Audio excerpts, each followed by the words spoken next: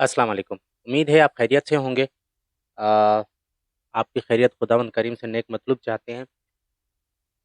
किस्सा कुछ यूँ है कि वेनेज़ुएला पर हमला हुआ और अमरीकी अफ़वाज ने वेनेज़ुएला के सदर को कैप्चर कर लिया, किसी ने बोला है किडनैप कर लिया, किसी ने बोला अगवा कर लिया, किसी ने बोला कि उसको स्क्वीज़ कर लिया, किसी ने कुछ इस्तिलाह इस्तेमाल की। जो अमेरिका के मफ़ादात में था, वही उसी तरह इसको यूज़ किया गया।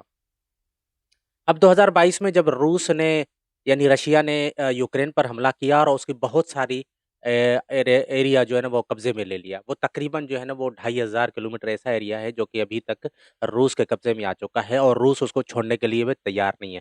ये 2022 का किस्सा है तो उसपे अमेरिका ने सोचा कि भाई अगर रूस यूक्रेन पर हमला करके 2500 स्क्वायर किलोमीटर जो है ना वो यूक्रेन का हथिया सकता है और उसपे मनमानी करके कब्ज़ा कर लिया है और उसको छोड़ने के लिए भी तैयार नहीं है और ये जंग ख़त्म होने के नाम भी नहीं ले रही है। तो इसका मतलब है कि रूस पूरे यूरोप और अमेरिका पर अपना असर कायम कर रहा है और अपनी मनमानी कर रहा है। तो इसको देखा-देखी जब ट्रंप यानी ट्रंप जो है ना वो सदर बने अमेरिका के, तो उन्होंने आते ही ग्रीनलैंड को हथियाने की यानी कब्ज़ा करने की या उसको खरीदने की जो है ठान ली।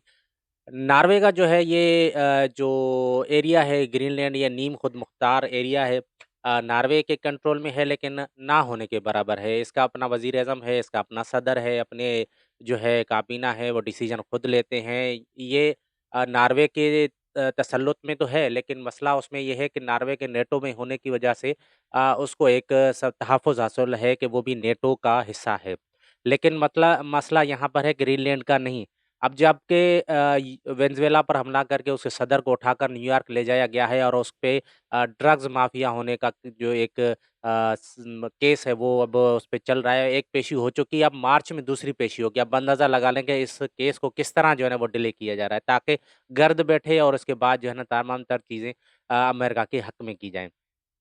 अब मामला यहाँ पर ये भी है कि जब ग्रीनलैंड की तरफ इशारा करके वेनेज़ुएला पर हमला किया गया, तो क्या क्यूबा और दीगर जो ममालिक हैं जो अमेरिका के बैकयार्ड में वाक़या हैं, क्या उन पर ऊपर ऊपर भी जो है ना वो कोलंबिया हो गया, इनके ऊपर जो है ना अमेरिका हमला करके कुछ न गेम कर सकता है या नहीं?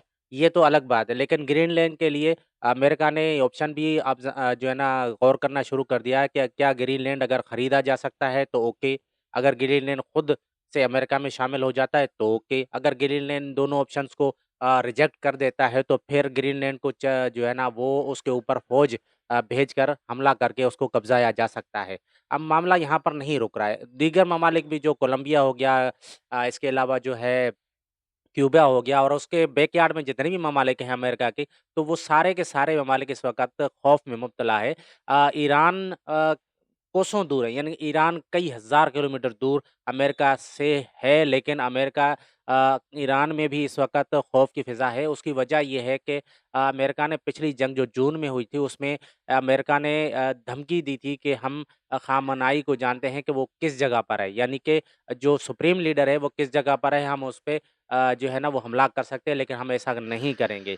तो मामले यहाँ पर नहीं रुक रहे हैं क्योंकि इस वक़्त जो सूरत-ए-हाल है ईरान की, वो आप देख सकते हैं कि ईरान में इस वक़्त एहतजाज चल रहा है कि आप समझ लें 30 में से 27 सूबों में इस वक़्त एक सोरिश चल रही है। अब तक की इत्तलात के मुताबिक जो कि ऑफ़िशियली डिक्लेयर्ड है ईरानी गवर्नमेंट की तरफ से वो 36 हलाकतें इस मुज़ाहरों में हो चुकी हैं। अब मुज़ाहरे वहाँ पर वजह ये है कि डॉलर की जो है ना वो कीमतें कम हो गई हैं उसकी वजह से जो है ना वो एक महँगाई का तूफ़ान आया है और उसके बाद जो है ना वो सूरत-ए-हाल ये पैदा हुई है कि कई दिनों से वहाँ पर एहतजाज हो रहा है। हुकूमत का कहना है कि इसके पीछे इज़राइली लॉबी और अमेरिकन सीआईए की जो है ना फंडेड लोग हैं, जो कि इसको रन कर रहे हैं और उन्होंने कुछ गिरफ्तारियाँ भी की हैं। उनको बोला जा रहा है कि ये लोग जो है अमेरिकी फंडेड थे या इज़राइली फंडेड थे। पिछले जो जंग हुई थी जून में इज़राइल और ईरान की, तो उसमें भी आपने देख लिया था कि बहुत सारे लोगों को पकड़ा गया था कि वो इज़राइल के लिए जासूसी कर रहे थे और वहाँ ही से यानी कि अपने इलाके से ही ड्रोन जो है ना वो उड़ाकर ईरान के मुख्तलिफ अंदर जो है ना अहदाफ को हासिल किया गया था। अब ईरान इस वजह से भी जो है ना वो खौफ़ज़दा है कि उसके अंदर ही बहुत सारे जो बिकाऊ लोग पाए जाते हैं। अब वेनेज़ुएला के सदर के साथ क्या हो गया, पेशी के दौरान उसने बोला कि मैं वेनेज़ुएला का सदर हूँ और जंगी कैदी हूँ, मेरे साथ जो है ना वो सलूक जंगी कैदियों जैसा चाहिए, जैसा कि जेनेवा कन्वेंशन में लिखा हुआ है, लेकिन होगा वो नहीं। आपने देखा होगा कि एक पिछले भी मुझे सदर का नाम याद नहीं है, वो डिक्टेटर था, उसको भी इसी तर्ज के उठाया गया था, पनामा के डिक्टेटर को। तो उसके खिलाफ भी यही हुआ था कि उसको 26 साल की सज़ा हुई थी, उसके बाद वो जेल में ही जो है ना वो नज़रबंदी, फिर उसको जेल डाला गया, कुछ देर अरसे के लिए छोड़ा गया, उसके बाद जो है ना वो वहीं पे ही मारा गया। ये जो सदर ट्रंप ने आते ही ये जो है ना वो एग्रेशन दिखाना शुरू कर दी ग्रीनलैंड के मामले में, वेनेज़ुएला के मामले में, क्यूबा के मामले में और कोलंबिया के मामले के दीगर ममालिक जो उसके बैकयार्ड में वाक़ हैं।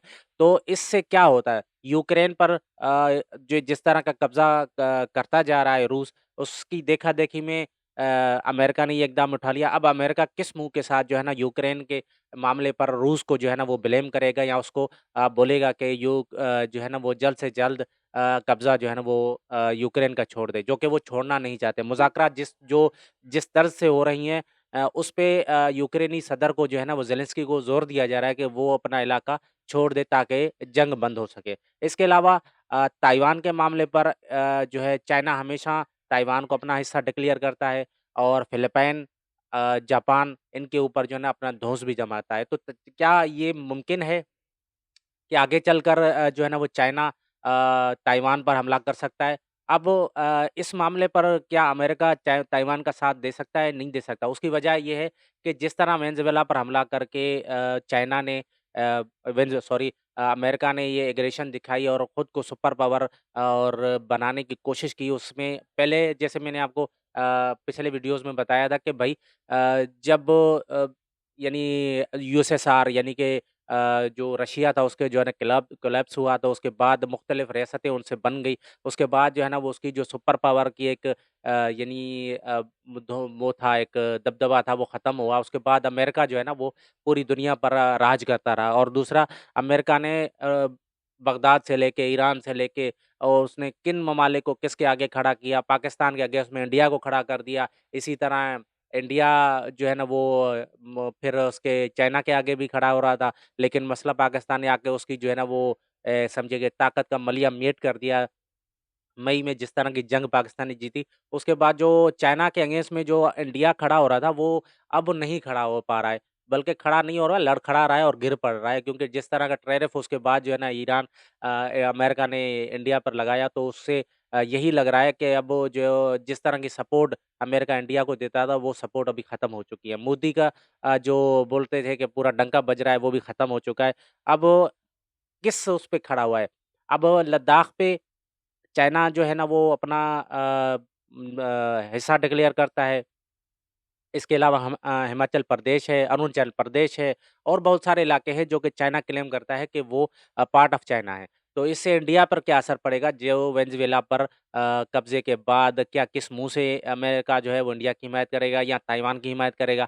अगर चाइना ने हमला कर दिया, चीन ने हमला कर दिया ताइवान पर, उसके बाद क्या अमेरिका का रिएक्शन आएगा? आपने देखा होगा पिछली जो मुलाकात थी शी जिनपिंग के साथ और ट्रंप की उसमें मस्के मार रहे थे ट्रंप शी जिनपिंग को। तो हो यही मसला है कि इस वक़्त जो चाइना के ऊपर टैरिफ वार है, उसपे मुज़ाकरात जो टैरिफ वार शुरू की थी ट्रंप ने, उसपे मुज़ाकरात हुए हैं और चाइना अपना जो मनमाना फ़ैसला है, वो ले सकता है क्योंकि इस वक़्त पूरी दुनिया अमेरिका क्या पूरी दुनिया पर जो है ना, वो चाइना का जो है ना सरसूख है माशी हिसाब से, माशी लिहाज़ से इस वक़्त अमेरिका में भी जो है ना, वो चाइना का इतना असरसूख बन चुका है कि अगर चाइना अपना हाथ खींच ले यानी अमेरिका को अपनी तिजारत बंद कर दे, तो वहाँ पर महँगाई का इतना बड़ा तूफ़ान आएगा जिसको ट्रंप क्या अमेरिका का कोई भी सदर जो है ना वो नहीं पका यानी फ़ेस कर सकता है।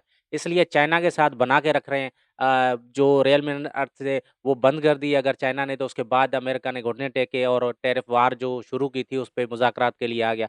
तो ये मामला जो है ना वो अब इस वक़्त मल्टीपोलराइज़ वर्ल्ड की तरफ बढ़ रहा है कि एक जो है ना वो सुपर पावर नहीं है, जो है ना सुपर पावर है, जैसे चाइना हो गया, रशिया होगा, अमेरिका हो गया। इसके अलावा जो यूरोपीय ताकतें हैं, वो इस वक़्त सुपर पावर तो क क्लेम नहीं कर रही है, लेकिन वो अपने इलाके ही बचाने की जो है ना, वो भी तग-ओ-दो में लगे हैं, जो यूक्रेन की वजह से रशिया उनके दरवाज़े पर आ गया है और उसके बाद अमेरिका ने उनको धमकी दे दी है ग्रीनलैंड जो कि नेटो का हिस्सा है। अगर शक नंबर 5 को देखा जाए तो उसपे ये लिखा हुआ है नेटो के कानून में कि अगर किसी नेटो मेंबर पर हमला होगा तो सब मेंबरान पर हमला तस्वुर किया जाएगा।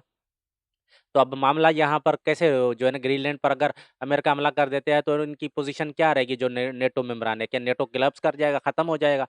तो ये मामला थे जो कोई मैंने आज आपसे डिस्कस करने थे। इंशाल्लाह अगली वीडियो में इस पे जो है ना प्रॉपर किस जो है ना तरह जो है ना कैप्चर किया गया था या अगवा किया गया था वेनेज़ुएला के सदर मदुरो को और उसकी जो अपोज़िशन लीडर है उसको किस तरह जो है ना वो नोबेल प्राइज़ के लिए समुद्री तूफ़ान से गुज़ारा गया था। वो किस तरह गुज़र कर नोबेल प्राइज़ लेने गई थी। तो ये सारी चीज़ें आपसे डिस्कस करेंगे। लेकिन मामलात यहाँ तक नहीं रुक रहे हैं। मैं आपको एक और चीज़ बताऊँ कि जिस तरह के मामलात लेकर चल रहा है इस वक़्त ट्रम्प तो हो सकता है कि ये सिर्फ़ ग्रीनलैंड पर कब्ज़े की ब बात नहीं चल रही है और कनाडा को भी वो अपनी एक रियासत डिक्लेयर करते हैं। हालाँकि कनाडा जो है ना बहुत बड़ा मुल्क है, लेकिन जो ट्रम्प है उसको अपनी यानी वो भी अपनी कॉलोनी ही डिक्लेयर करता है। कनाडा की क्या पोज़ीशन रहेगी आगे, ये भी एक बहुत बड़ा सवालिया निशान है क्योंकि कनाडा जो है ना वो नेटो का मेंबर है लेकिन ग्रीनलैंड पर हमला होने के बाद ग्रीन पे कब्ज़ा होने के बाद क्योंकि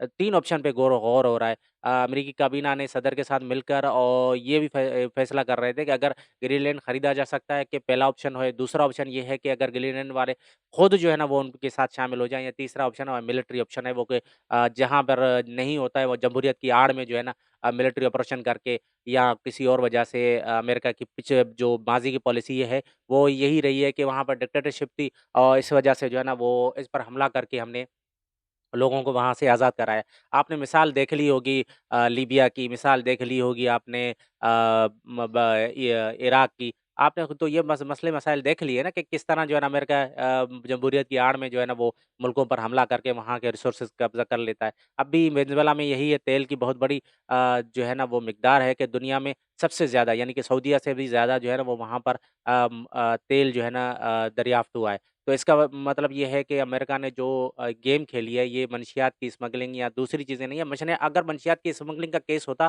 तो अमेरिका को चाहिए था जैसे उन्होंने एक दीवार बनाई हुई है मेक्सिको की तरफ से, इसी तरह की जो है ना वो दीवार बना लेते या इसी तरह की जो है ना वो अपनी सरहदें महफूज़ कर लेते या उन पे कड़ी निगरानी कर लेते।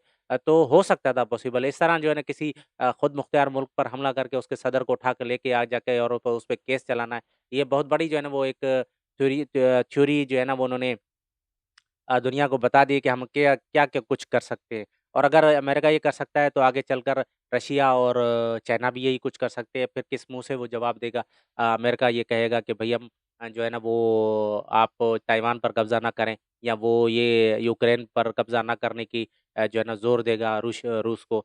तो ये तमाम तर चीज़ें इंशाल्लाह आपसे अगले व्लॉग में भी थोड़े बहुत जो है ना मालूमात देंगे। हाँ, मैंने जो है ना वो पिछला वीडियो जो रिकॉर्ड किया था वो डीजीआईएसपीआर की प्रेस कॉन्फ्रेंस थी और उसके जवाब में जो तहरीक इंसाफ की जवाब आया था। तो वो मैंने उसपे जो है ना बात की थी लेकिन वो थोड़ा-सा मुझे उसमें थोड़े से डाउट्स थे जो मैंने क्लियर कर लिए हैं। इंशाल्लाह अगले वीडियो में जो है ना वो मैं तमाम जो है ना उस पे बात करूँगा और उस पे अपना भी तज्ज़िया दूँगा। लेकिन जो खबर है वो भी आपसे शेयर करूँगा कि ये कहाँ तक जो है ना बात चलेगी और कहाँ तक रुकेगी। तो हमारे चैनल को सब्सक्राइब कीजिएगा, लाइक कीजिएगा, शेयर कीजिएगा। अल्लाह हाफ़िज़।